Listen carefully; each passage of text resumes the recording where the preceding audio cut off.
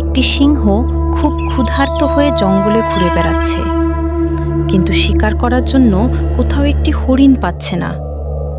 সে শিকারের খোঁজে সারা জঙ্গল ঘুরে বেড়ায়। এমন সময় হঠাৎ করে তার চোখে পড়ে একটি হরিণ। হরিণটি নদীর ধারে দাঁড়িয়ে গাছের কচি কুশিবাত খাচ্ছে। তখন সিংহটি লাহে লাহে হরিণটিকে শিকার করার জন্য তার দিকে এগিয়ে যেতে থাকে।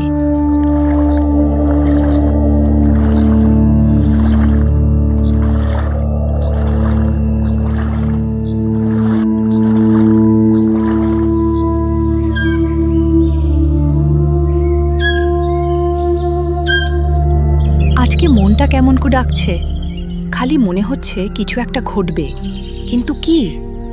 বড্ড বাচ্চাগুলোর কথা মনে পড়ছে। কি যে করি, যাক তাড়াতাড়ি বাড়ি ফিরি।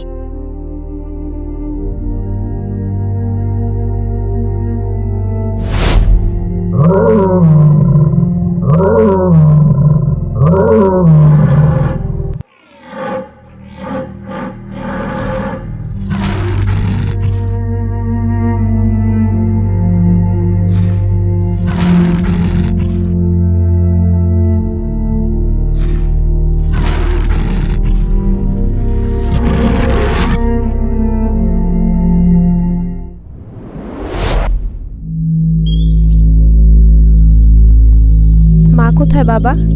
জানো, মা তো সেই কখন গেছে, এখনো এলো না কেন? এত দেরি তো কোনোদিনও হয় না। আমিও তো তাই ভাবছি, জানিস, তোর মা তো এত দেরি করে না। চলো আমরা বরং তোর মাকে খুঁজতে বেরোই। মা বোধহয় পথ ভুলে অন্য কোথাও চলে গেছে। এত বড় জঙ্গলের মধ্যে হারিয়ে গেছে, এবার আমাদেরকেই খুঁজে আনতে হবে। চলো তাহলে সেটাই করি বরং। কিন্তু এত রাতের বেলা কি তাকে খুঁজে পাবো? ঠিক খুঁজে পাবো বাবা, এত চিন্তা করো না তো।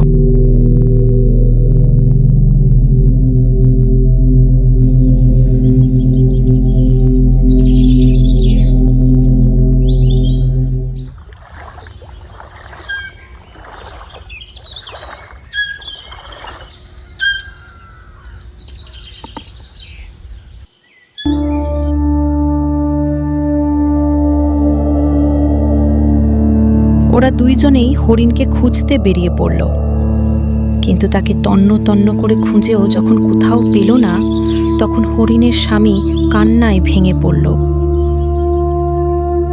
কোথায় গেল তোর মা?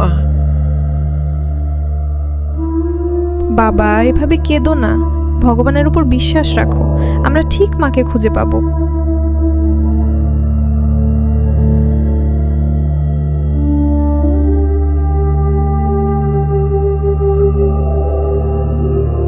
এমন সময় কিছু হাতি সেখান দিয়ে যাচ্ছিল। তারা যেতে যেতে হরিণদেরকে ওভাবে কাঁদতে দেখে থমকে দাঁড়িয়ে পড়ল। কি হয়েছে তোমাদের? এভাবে কাঁদছো কেন গো? আমার মাকে খুঁজে পাচ্ছি না হাতি ভাই, সে যে কোথায় হারিয়ে গেছে কে জানে।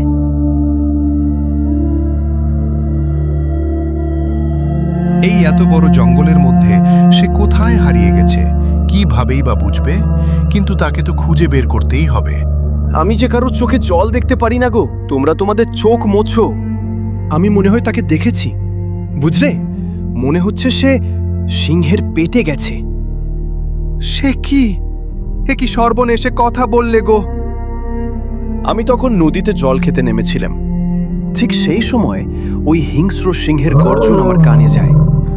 আমি নদী থেকে উঠতে উঠতেই দেখি সে একটি হরিণকে শিকার করে তাকে মুখে করে নিয়ে নিজের গুহার দিকে এগিয়ে যাচ্ছে। আমি যেতে যেতেই সব শেষ। কিন্তু বুঝবো কি করে যে সেই আমার মা? হরিণের গলায় একটা ঘণ্টা ঝোলানো ছিল, আর চোখ দুটো খুব সুন্দর ছিল। দূর থেকে যেটুকু দেখেছি সেটাই তোমাদেরকে বললাম। তুমি ঠিকই বলেছে। এক চাষি খুশি হয়ে আমার স্ত্রীর গলায় ওই ঘণ্টাখানা বেঁধে দিয়েছিল। আর সত্যি, এই জঙ্গলে ওর থেকে সুন্দরী আর কেউ ছিল না।